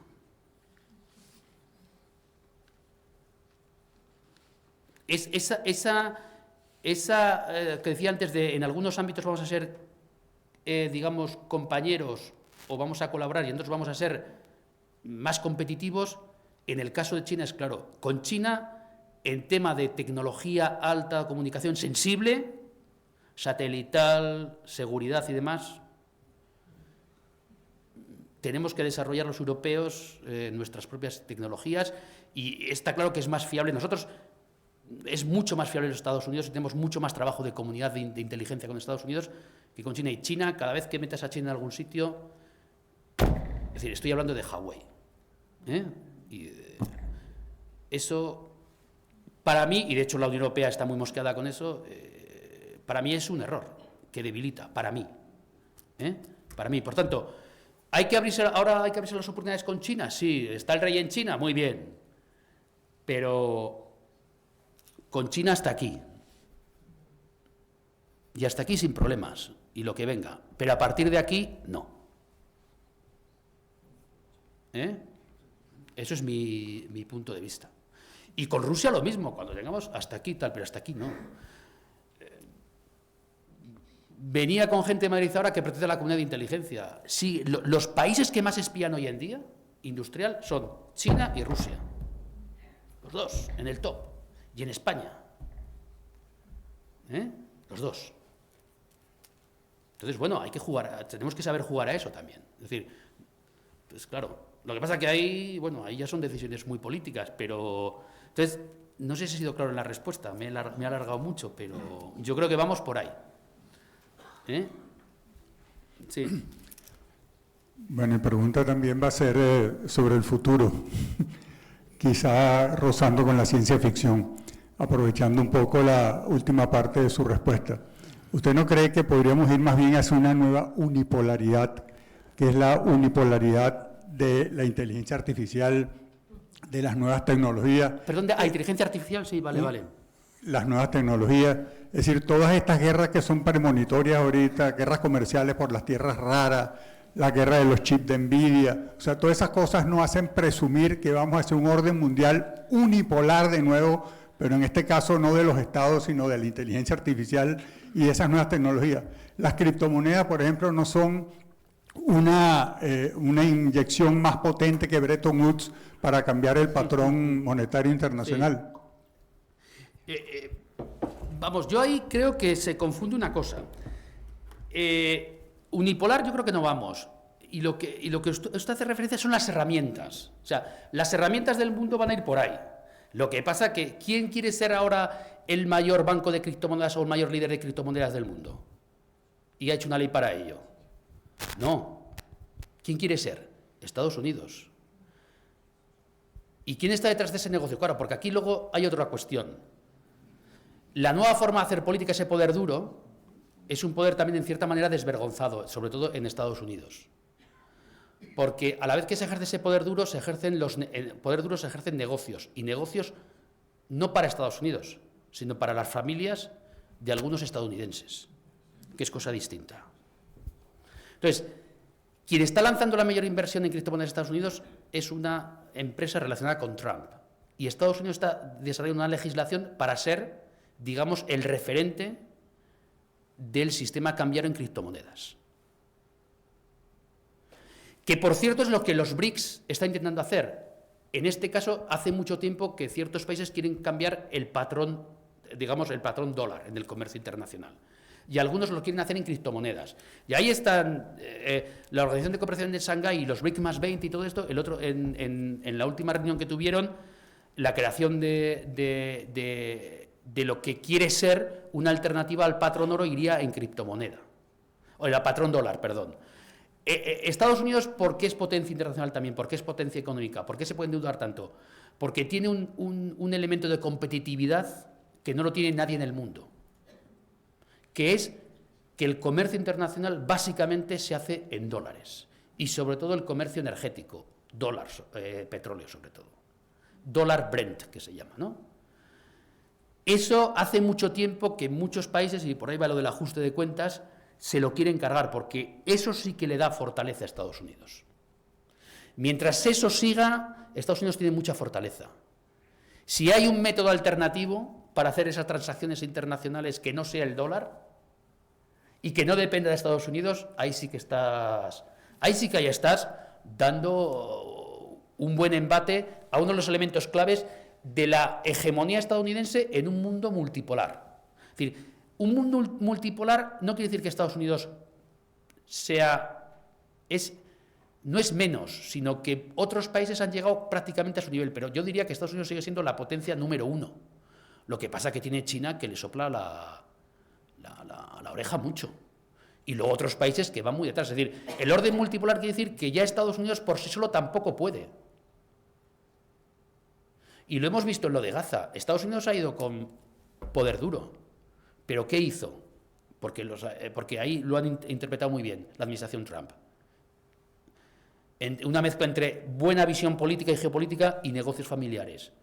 Ir de la mano de los países árabes, pero sobre todo ¿de quién? De las petromonarquías.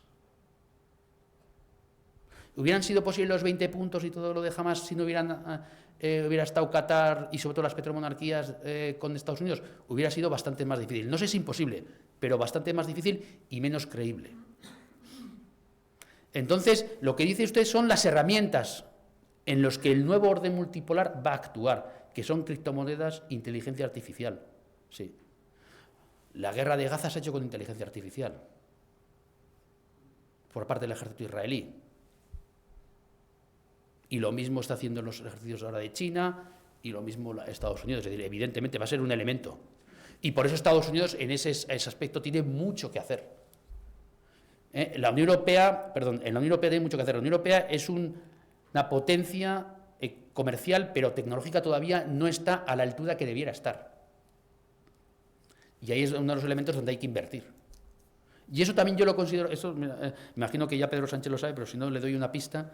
Eso también es toda esa inversión que se hiciera en desarrollo de inteligencia artificial y de grandes nódulos y de estabilidad energética, por ejemplo, de fiabilidad, todo eso también es defensa.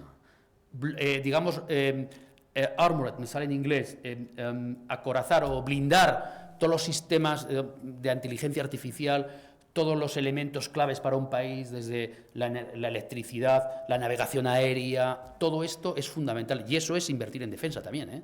No es solo comprar, que habrá que hacer tanques, hacer aviones buenos y no sé qué, no sé cuántos. Eso también lo es.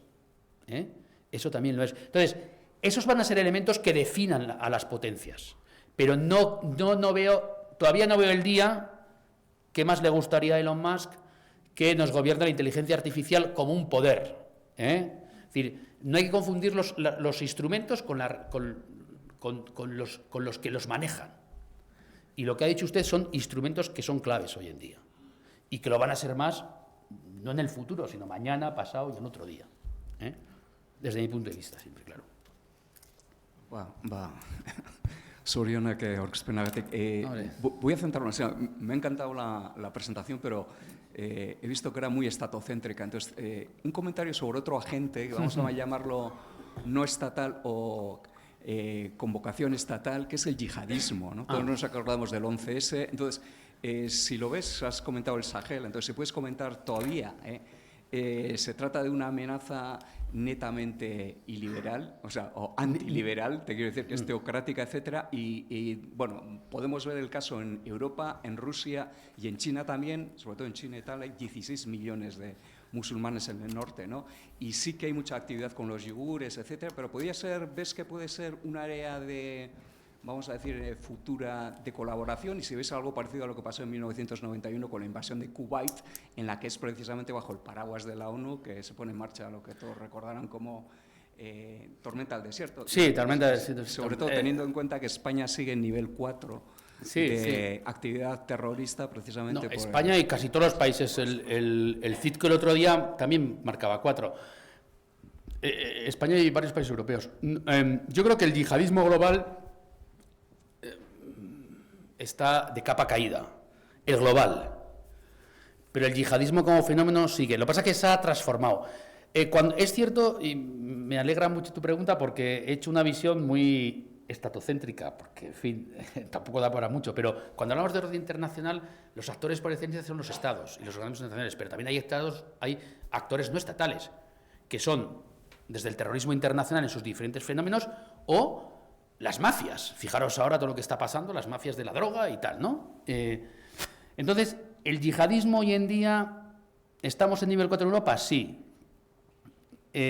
Si vais a algunos mercados de Navidad este año por el centro de Europa, ya vais a ver, sobre todo los alemanes, las medidas de protección que tienen.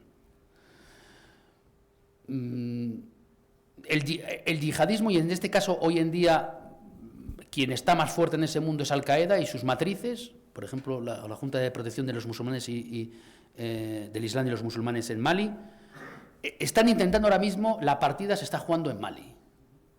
Quieren hacerse con un Estado. Un Estado de corte teocrático, y este es Mali. Mali han aprovechado desde el 16 o así, no me acuerdo ya, el movimiento independentista Azawad del norte, más luego los yihadistas que han entrado por todo el Sahel, y bueno, pues un Goita, que es el presidente, pues que dio un golpe de Estado hace poco, hace 2 años, que es un militar, y ese cambio que ha habido en Mali han cambiado a los europeos y a los franceses por los rusos. Ese cambio no les ha salido bien porque la situación en Mali es peor que cuando se fueron los franceses. Ayer o antes de ayer ya cerraron la parte sur de Bamako, de la capital, por tanto han cerrado todo el tránsito de mercancías de los puertos desde Sierra Leona, Senegal y demás adentro. Mali si ven el mapa de Mali en África, no tiene salida al mar, está en el Sahel, por tanto todo lo que no entre por abajo es no recursos para Mali. Ahí, hoy en día tenemos inteligencia muy poca sobre el terreno, mucha inteligencia satelital, pero es algo donde sí que ahí nos concierne mucho nuestra seguridad. Porque podemos tener un Estado que sea Mali, un Estado fallido que se convierte en un Estado, en un califato, tema Afganistán, que es tener una bomba de relojería ahí. Porque además eso, lo malo de eso es, aparte que es profundamente liberal, pero lo malo de eso es que intenta irradiarse. Y podíamos tener en el medio largo plazo una franja de estados similares que fuera desde Mali y terminara, bueno, Sudán no sabemos cómo va a terminar, pero que fuera prácticamente hasta el Cuerno de África. Burkina Faso, Níger, en fin, República Centroafricana, Chad, Sudán, ¿no? Y son estados con una estatalidad, o son países con una estatalidad muy endeble, muy a los vaivenes. Lo ruso militar no está, en fin, ni los europeos supimos, digamos, cómo ir contra el yihadismo, ni los rusos lo están consiguiendo con su primero Wagner y ahora lo que es Wagner pero rusificado o estatalizado, quiero decir. Y por tanto, sí, no hay yihadismo global, está de capa caída, no está desaparecido, se ha transformado y es mucho más inteligente en ese sentido.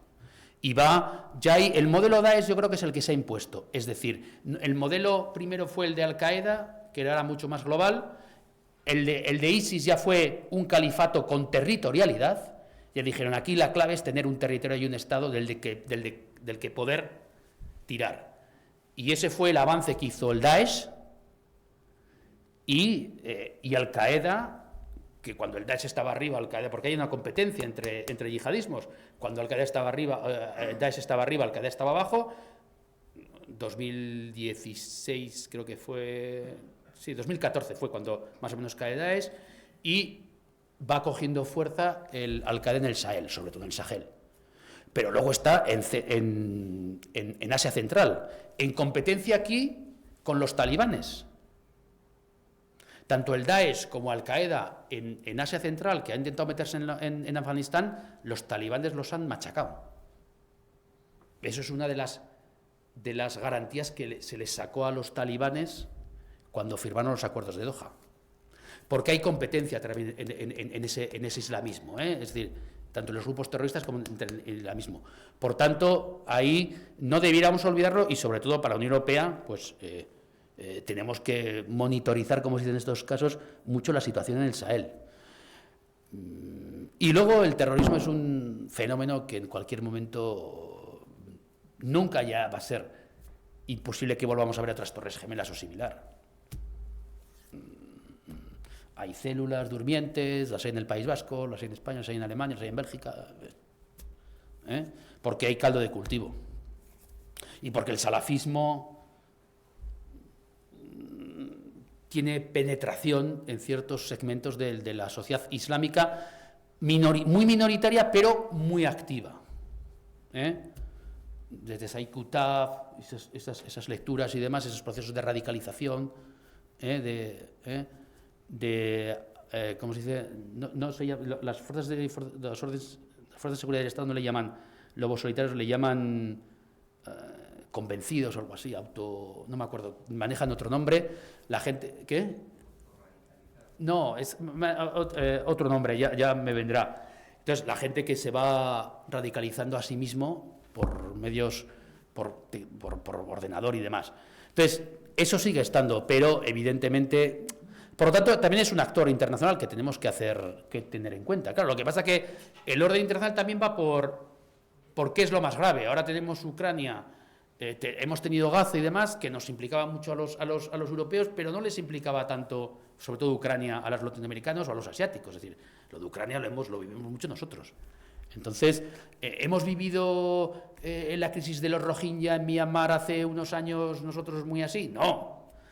Lo de Sudán ya prefiero ni hacer referencia, porque es absolutamente increíble, vamos, es dramático 100%. Nos ha impregnado más lo de Gaza, también es normal, pero lo de Sudán, que está un poquito más abajo, pasa muy desapercibido. Bueno, también son lugares, zonas y demás, pero sí, el yihadismo es otro actor del escenario internacional, como lo es el terrorismo o los cárteles de la droga, que estamos viendo ahora como los cárteles de la droga y el sistema droga económico es el gran cáncer en Latinoamérica de los estados fallidos, que son muchos.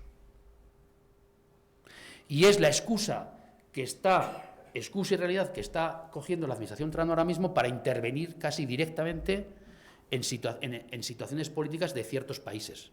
Esto es así. Es decir, le tienen puesta, y nunca mejor dicho, la proa a Maduro. Veremos a ver cómo termina eso.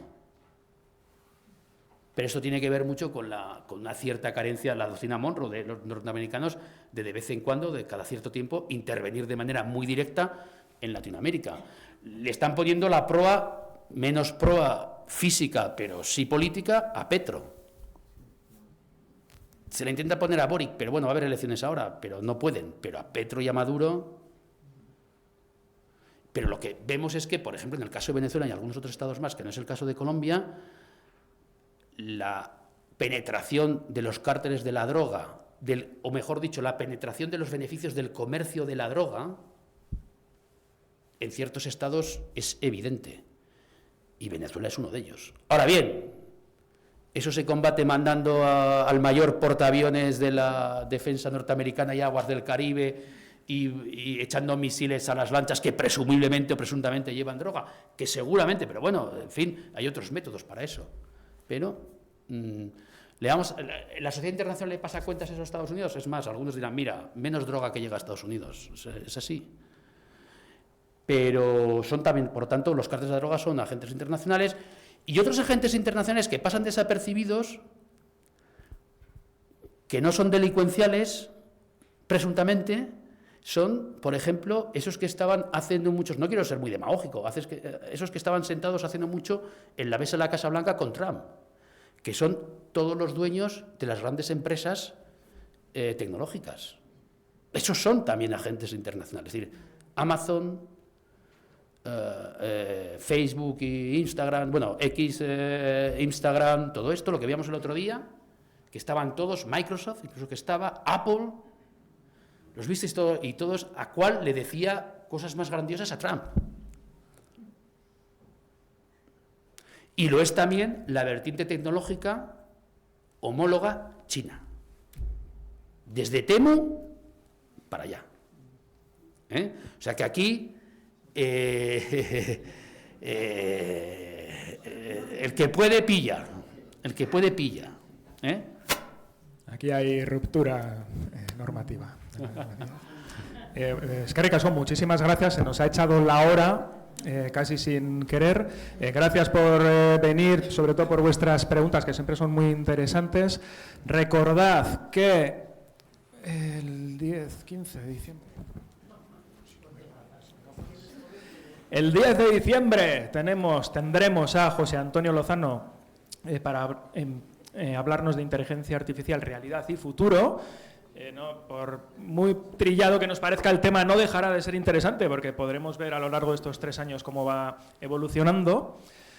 Os esperamos. Eskerrik asko, Víctor. Zuei.